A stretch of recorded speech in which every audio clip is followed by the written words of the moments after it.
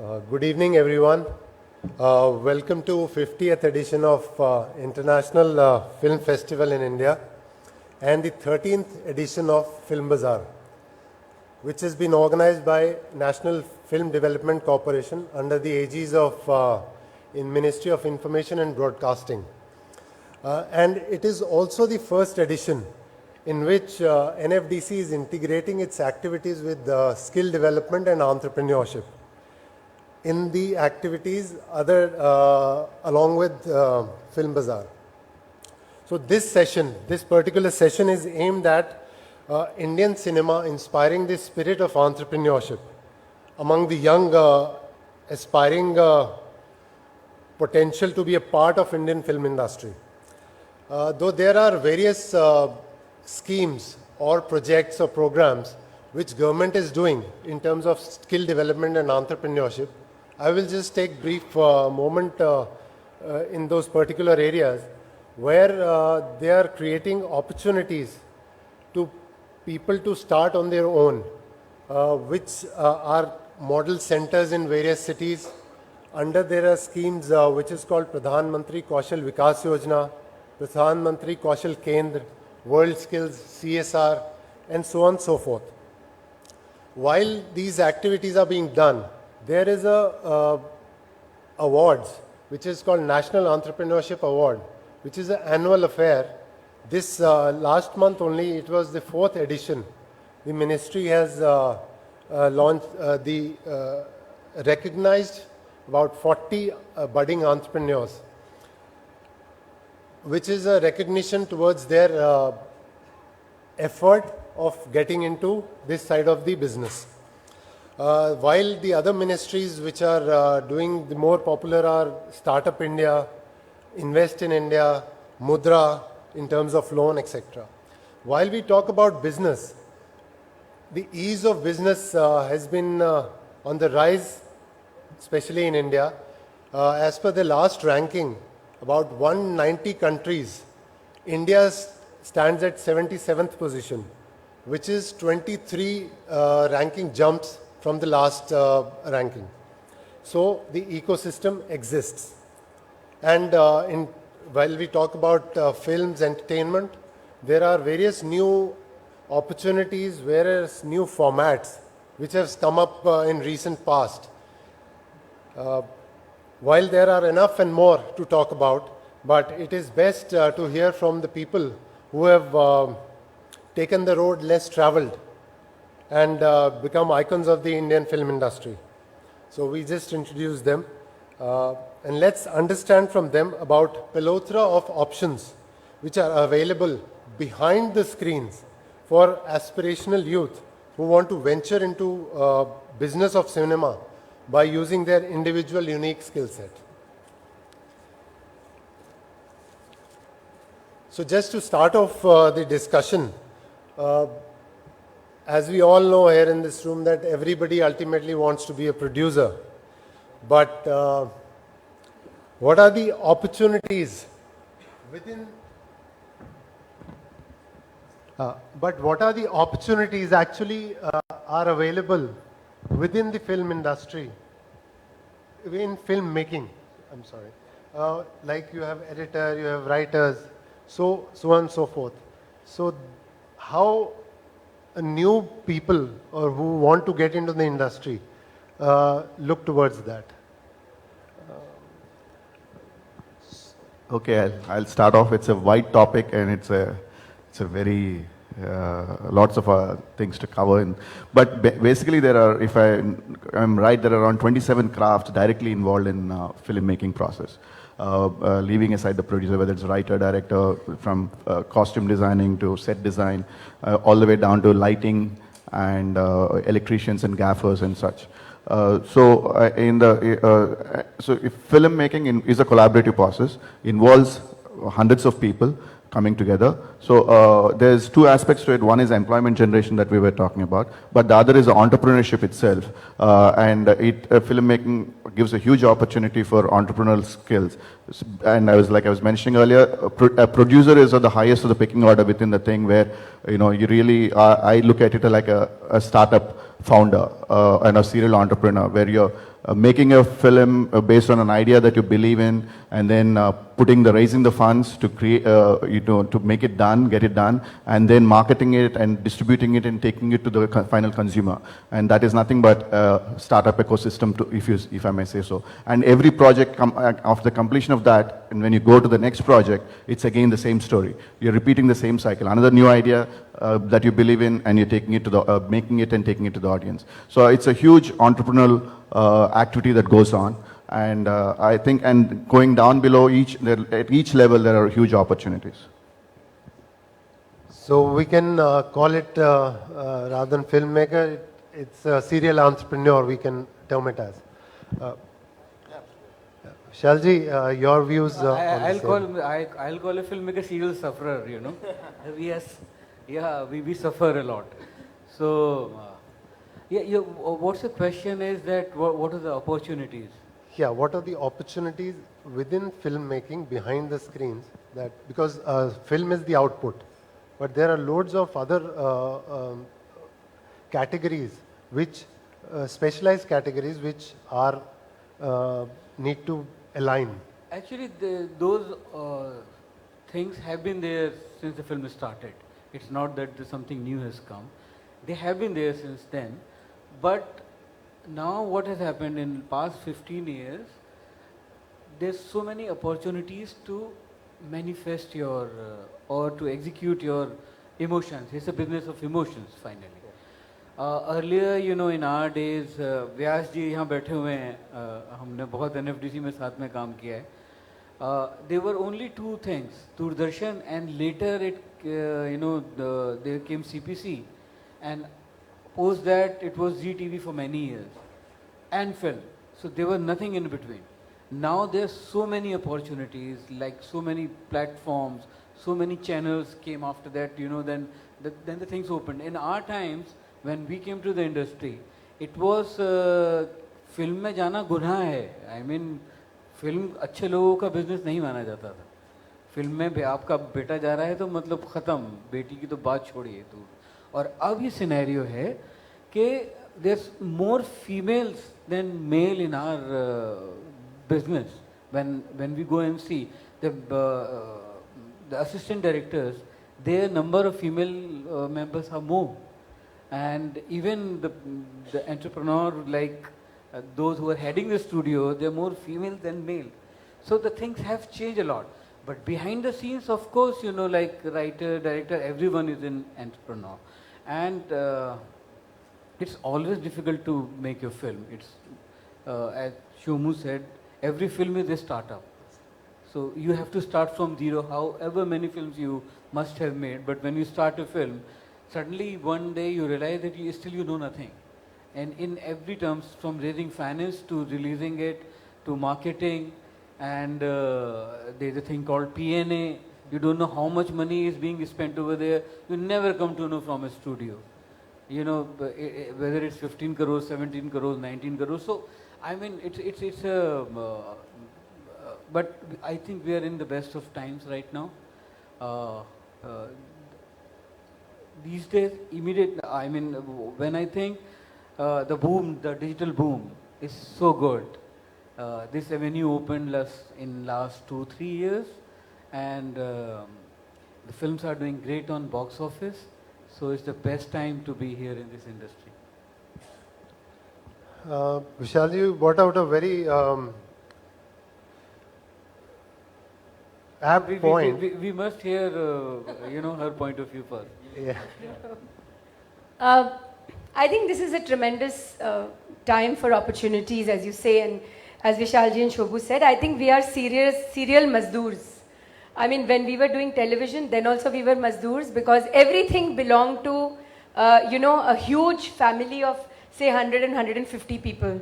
And whether there was any kind of patronage from the government or not, stories were being told. We are a land of kathavachaks. We only know how to tell stories. And so that is why, therein, the strength of storytelling is the biggest opportunity that we have. But I think also today, as Vishalji said, with the advent of technology, what is entrepreneurship? It has also become a dynamic space. It's also changed form. Today, a young filmmaker is not dependent on hiring that very expensive, very cumbersome equipment, that camera, and all the equipment which comes. I mean, people are actually shooting films on their phones. There are so many young people who are ready to tell their stories without having any adage of belonging to a big metropolis. There are children, young filmmakers, youngsters who come from all across the country, and they are making films in the language that they are most comfortable in. You will suddenly find dialects. In fact, if you look at Vishalji's cinema, you will also see that his language is not just one language, which is Hindi. You would find various intonations of language, within that craft. So I think all these crafts converge together, and that is the entrepreneurial skill of being the industry. We became an industry. So many years ago, we were declared an industry. But always it was seen that the people who are behind the scenes in terms of filmmaking are unskilled labor. They are not. They are highly skilled people. They may not have those hefty degrees which you probably see when people go to, build big film academies outside the country. But the kind of entrepreneurial skills they have, the kind of skill they have towards the craft that they do. It's a technician who works every day on a set, on a design, or a costume, or a makeup, a writer who's writing for the first time. So imagine so many firsts in a film happen. Somebody will be writing for the first time. Somebody will be directing for the first time. Somebody may be an assistant for the first time. Somebody may be doing makeup or costume for the first time. And an actor may be coming on film for the first time. So I think the spirit of entrepreneurship is tremendous when it comes to filmmaking. And I think no other craft converges so many different mediums together. There is literature, there is music, there is choreography, there is great craft of acting, there is great craft of writing, there is great craft of creating that visual and the storytelling. So many crafts coming together, it's like a band muthi. So many things converge together and a film gets created. I think there is tremendous opportunity, and also with the new advent of the new OTT, as I call it always, the democratization of content in the country. Content is so democratic today. So many filmmakers, young filmmakers who used to constantly get worried about whether my film will get a distribution network or not, whether my film will get exhibition. I mean, look at Shobu. They made this huge mammoth film, which also got a huge success globally and in the country without a studio. And also, look at the craft of Vishal Bharadwaj. So I think it's time to celebrate the convergence of so many skills which come together to create that one journey, that one craft. And as we will start recognizing all of these forces individually together, that shared collaboration, which is called filmmaking, it will only be more and more collaborative, more and more creative, and more beautiful. We are one of the largest film producing nations of the world, and the diaspora, the linguistic diaspora of this country is vibrant. Considering there's so much of variety and dynamism in the entire thing, so you must have also started. So how a person decides after doing a course or learning the craft whether they should get into a job or they get into entrepreneurship? I don't think so. The people who come in the creative field, that they are looking for a job. Finally, they are going to become an entrepreneur. That's their ultimate goal. For that, even if you have to do a job, you do a job, and you learn with someone, or you you nourish your craft, and then you become a director. But it really takes a good amount of toll on you. It's not that easy either. I mean, it's not that easy to create a film or write a script, even if you come from a film school, but you have to really work hard. Yeah. You always learn on the job. Remember, all those degrees and all the theory that you've learned, inside a classroom. I mean, I belong to obviously theatre and drama, and that's what I learned as an actor.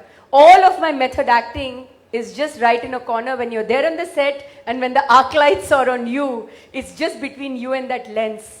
That journey has to be felt, that rush of adrenaline has to be there. Only then. No theory will just give you, it will give you the basics, it will give you some kind of semblance of the A to Z, like how a little child learns an alphabet.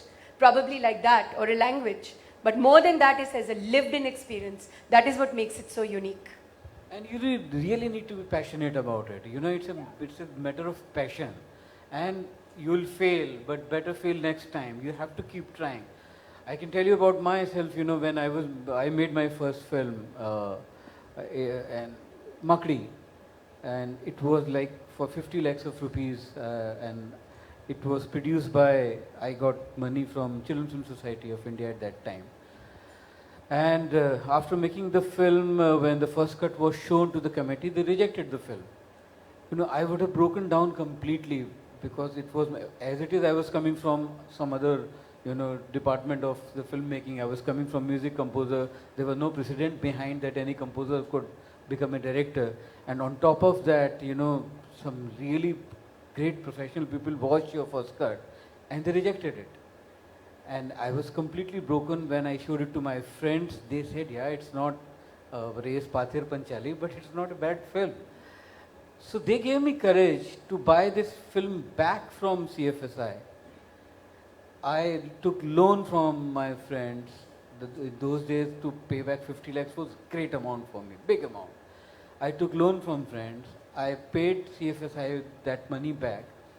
And then I started showing it to the distributors, you know, and in those days there were like very few distributors, like Studio System was not there. And only we had just few multiplexes had just started coming. For 1 year, I must have shown like 100 shows. I must have done the trial shows for that film, because everyone used to say, who will see 1.5 hour film? Who will see a kid's film? But finally, I succeeded in conning someone, and they released. But in that 1 year, I learnt everything of, it's not just filmmaking. It's what happens after the filmmaking is bigger than filmmaking. So I learnt everything from marketing to distribution to P&A, everything I learnt. And in those days I used to be very depressed, but later I realized, it was by default. Suddenly I became producer. In my next film, I knew how to produce a film, and I did Maqbool. So it's a matter of passion also. Subbu, you have... No, I completely agree with Vishal sir and Veena ji. It takes a lot of conviction, and I don't think people should be in a hurry. Young filmmakers or young budding filmmakers should be in a hurry to go out and start something on their own. I think it makes a lot of sense, and I would honestly advise that they learn the skill, the crafts, under someone who they believe in, and train as much as possible for as long as possible before they head out onto their own and start something on their own. I think that's my sincere advice, and it requires that kind of commitment to make a film. Or any component of filmmaking, any skill within the filmmaking, whether it's a writer, director, even production designer, you need to be there under someone you believe in and learn the skills, learn the craft, make the best of the time, and then head out on your own. Yeah. Like when you started your first venture, anything you would like to share? So mine, again, like I said, I'm completely from a non-film background. I had come from 2 failed ventures, and now I was on the brink of bankruptcy, and I was wondering what next to do. And because of my association from my wife's side, which is into films, at that time television serials were starting with a big thing in 2001. So I started a television production house with my partner Prasad. And like Vishalji said, it took us about 7-8 years where we were just doing 1 serial, 2 serials, soap operas with just about 70,000 rupees an episode, 80,000 rupees an episode. And and we were line producing films for other projects. And that's where we learned the business and learned the hardship, learned it the hard way. And then finally, when we had the courage, we started forward on the next level. And we continue to, I'm proud to say, we continue to do television serials even today. They're still our bread and butter. So, but the journey has been, what you call, a tough journey. It's not something that happened overnight. Bahubali didn't happen overnight. It was a journey started in 2001, and then we were lucky enough to survive and be here today. Ani, would you talk about their stories? It has technical background also and non-technical. There needs to be technical skills and soft skills as well. Both were important to make that mark and make it possible. And with the new content also coming in, would you like to throw some light on that? No, I mean, technical skills, of course, when it's a cinematographer, a DOP exactly knows how to operate a camera. And when it comes to, editing, of course, they are all skills which are learned, and they have to be learned, in a certain way of chronology of, the technique that they belong to. But I think the larger story today is that since there is so much openness of the processes, as we say, we are not dependent on just a distribution or an exhibition network. We are not just dependent on a big studio or, the mom and pop shops of the film industry. Sorry, I mean, I don't mean to judge anybody here, but the film industry has been mom and pop shops. There have been traditional bastions of people who have decided what kind of cinema should be made, who it should be made with, their own progeny, making that cinema. All that is finally breaking down. And you must understand it's breaking down because there is a generation which is not scared to explore. They are absolutely exploring new ideas. I mean, Bahubali itself, such a huge mega movie, turning into a web series for an OTT platform. Now, initially when you hear this idea, you say, oh, we've already seen the film. It was such a big hit. What's the big deal about being a series? And I recently was at a particular roundtable, at the World Economic Forum, and when we saw the numbers, the web series has done better and beautifully, on OTT platforms. So remember, there is an audience which is ready to explore the narrative that you are creating as a filmmaker with you. So the misnomer used to be that if the protagonist of a story is a woman, the film will not work on box office. Look at the past decade. I mean, look at the kind of cinema he's made. He's broken every rule in the rule book by bringing in women protagonists who are deeply flawed. They are not your hourglass heroines who are getting rain drenched and are arm candy to, a hero who's gun-totting 35 goons. And the babe in the woods suddenly gets saved. These are real narratives. They are narratives which make you uncomfortable. You actually cringe when you look at these protagonists, but yet you accept them. And these films are working at the box office. With the OTT, it's furthermore exploratory. The exploration part is, they are narratives which probably don't find producers or financiers. But these young filmmakers and women, he's very right. Suddenly there is a huge escalation of women filmmakers, women storytellers. So many writers are women in screenplay and dialogue. These were male bastions. They were bastions where, well, it was supposed to be the screenplay writer was X, the dialogue writer was Y, and they were all men. But suddenly all this is broken. It's floodgates opening. It's early days yet, but I think this is a celebration time. So the lines are blurring between what was traditional, what is now contemporary. What works is, what is the time today, the consciousness of today. And I think a country where more than 72% of the population is under 35, that youngster knows what he or she wants. Yes, he also has access to social media.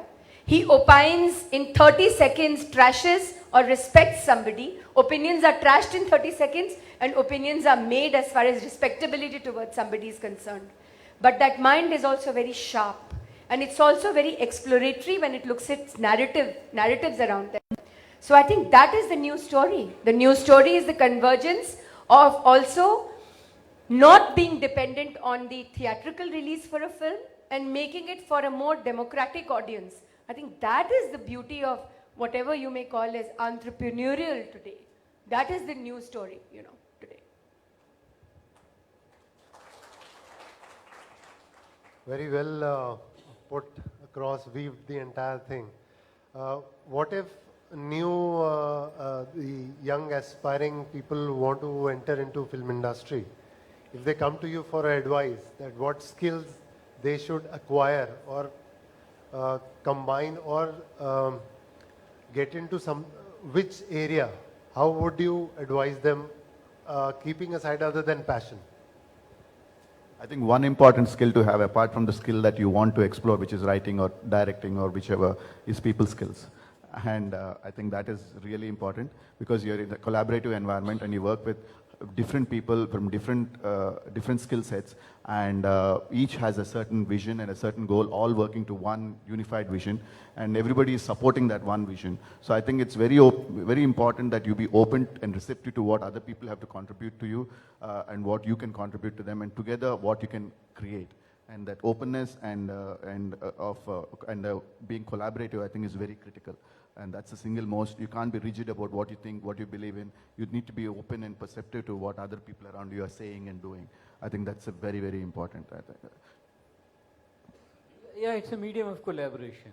And but what happens, when you are making a film, simultaneously, like 70 people in your unit are also making the same film in a different manner, because they have their opinions. But it's a medium of collaboration, and you have to be open, and it takes time. But if you are trained in a film school, then it really helps, because it really orients you to and prepares you to go into this world called cinema, which is a world of illusions, and you really have to be prepared for that. So I always say, whenever the youngsters who come to me, like earlier it used to be, there was no writing course in India, even in the Pune Film Institute. It just started 12 years back. We have started film writing course. So writers were not required, because everybody thought, whosoever can write can become a writer. And it's like a craft. Like, I can't do a surgery if I have not, gone to medical school. The same way, you can't become a director, you can't become a writer. But you can, but then, some people come who have not gone to film school. It depends, but it actually makes your life easy. It actually prepares you. And I actually miss for not going to a film school. But that's the most important thing. A film school in yourself. These. Vani, what would you advise? You see, it's actually a collaboration. It's like a symphony orchestra. If the cello is out of tune, the violin is not going to sound nice. There is a symphony to filmmaking. I actually look at it in a very lyrical way, very much like Vishal Bharadwaj's music, which is very hummable, very lyrical. And I think one thing is very important. You should have the capacity to face rejection, because you will face rejection. As an actor, for so many years, when I used to also train students, and also when I used to act, and even today when I train them, I always tell them, don't feel bad to hear no, because nobody is saying no to you personally. It's probably that one particular slot which fits into something, probably that slot is not ready for you. Or maybe you need to explore a little more to be able to, come around to being some person. It goes for writing, it goes for technicians, it goes for actors, it goes for musicians, it goes for everybody. And sometimes it happens, and that's why the word passion kicks in. When you get rejected, you feel so bad and you get so low that you start questioning your own capacity, your capaciousness as a person. I think filmmaking is a craft to also learn. You only explore. The sense of inquiry should never go. And that sense of inquiry will only remain when there will be a no, no, no, no, maybe, yes, or I may get there. So, yes, it's a shared collaboration. It has to be together. You have to work with so many people with different mindsets. It's almost like certifying a film. 9 people in the same room will not have the same opinion as me. But I can't stop the business of certification just because those 9 people will think differently. What do? You find a consensus. So, it is very much a consensus. The team leader can be a director, but the team leader can also be the collaboration itself, which leads its own path. But I think the most important thing is, if you learn to say no, if you learn to hear no and accept that no, I think that is the most progressive thing in terms of filmmaking. We need to celebrate rejection, as it's said sometimes. So that's how people move forward. While moving forward,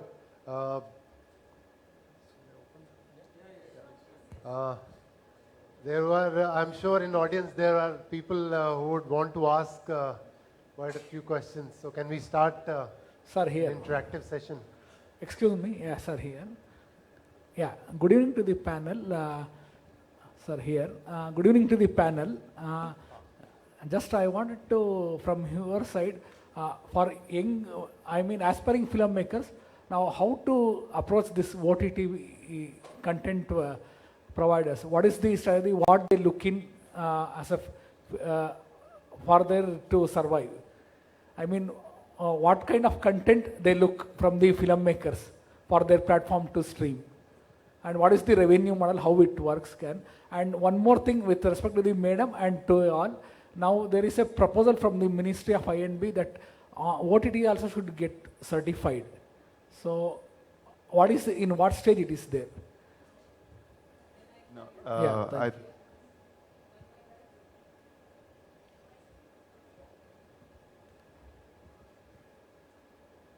No policy in the ministry that OTT should be certified. I'm also a joint secretary in the ministry and MD NFDC. The issue is we want the content of the OTT platforms to be self-regulated. And the ministry has agreed that it should be self-regulated. You can't have, because it is unregulated, we can't have there are certain sensitivities and sensibilities of a particular community which you need to, community or a nation that you need to kind of look into it. Ministry has agreed for self-regulation. It has not said that it has to be certified. That's really great. Even I didn't know about it. Yeah, no, and since I sit That's on really great. CBFC, it's age-related classification, which is to be put in as a self-regulatory code, which means certain kind of content is not correct for a 13-year-old or a 14-year-old or a 16-year-old. But nowhere has it been discussed, or it's not even there, that the government is going to step into regulating the OTT platforms. As long as there is a sense of responsibility for the content that they're putting out, and they do age-related classification, and I think that has been threadbare discussed. I think So that was CBFC only does theatrical certification, nothing more, nothing less.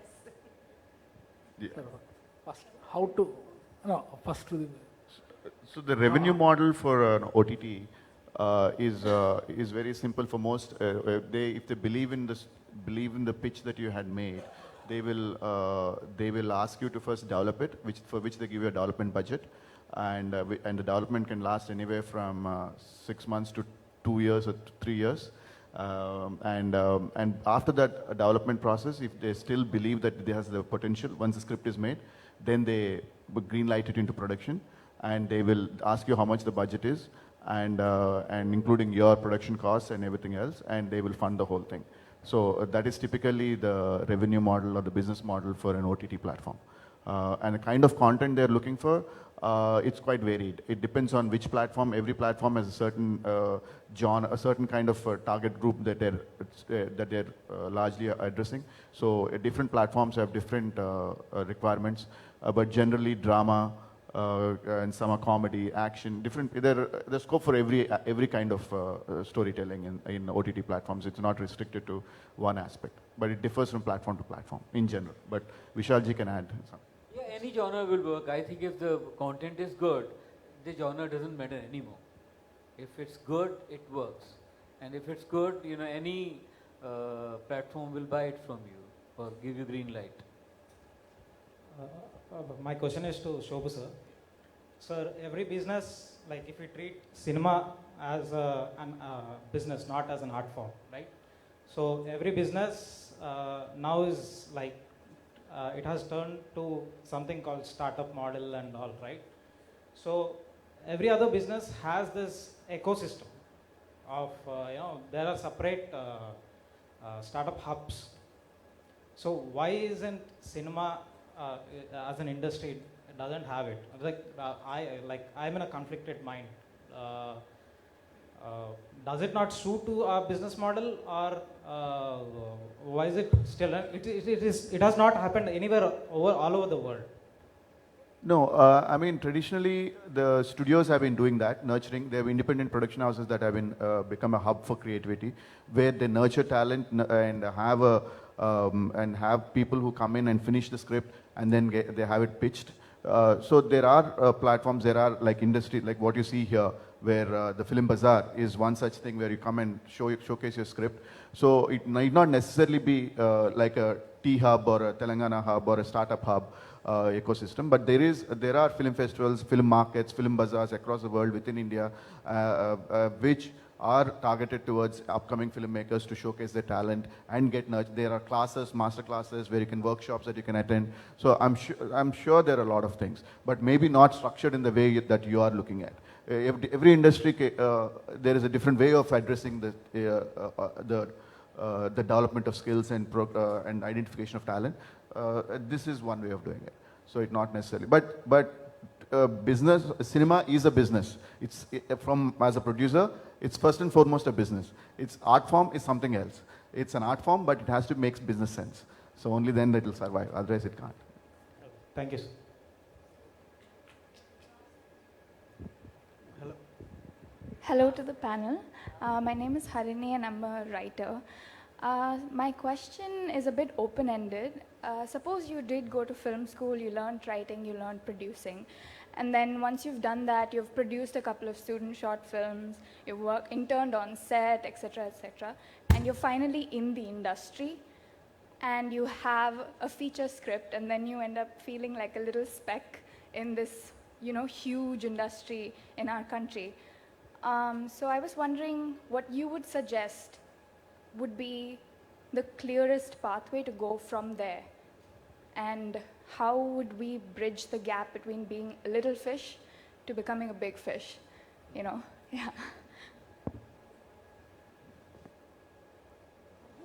Now the studios have their development departments. Earlier, nobody had. Now they actually hire writers also.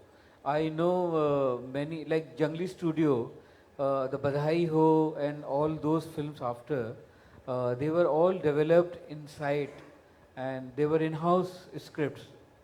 And they have their reading department. It's very easy to, earlier it was, I can say that it was difficult to reach a studio. But now it's very easy to reach any studio and pitch your script. It depends the matter of your the script or the content, how exciting that is. So that will decide about your big fish and small fish question. Is your content, your script is going to decide. I know many people who just that film Delhi Valley. You remember Akshat, who wrote that film? Right. He sent it to Amir, I think by post, or it went to him. Kiran on a Sunday morning was reading that script and laughing so loudly that Amir came and asked that why are you laughing so much? She said that I'm reading this script. Who are these guys? There was a phone number. They called up, and for waiting 3 months, that night Akshat had taken flight to LA, and he gets a call. The next flight he comes back from LA. So I think, and this is also like 10 years back or 8 years back. Now it's very organized. The studio system is actually Ronnie Screwvala, Jungli Pictures or Fox. Everyone has their creative department looking at the content. No, but I think also there is one more. There's one more consciousness in all of this. Since as I said before, that content is not dependent upon the reflection anymore, which means it's not just dependent on whether a producer will pick it up. Now I have to wait for this big studio to react. The fact that youngsters, probably young people like you, are able to tell stories which are there on every possible platform. Why not a YouTube?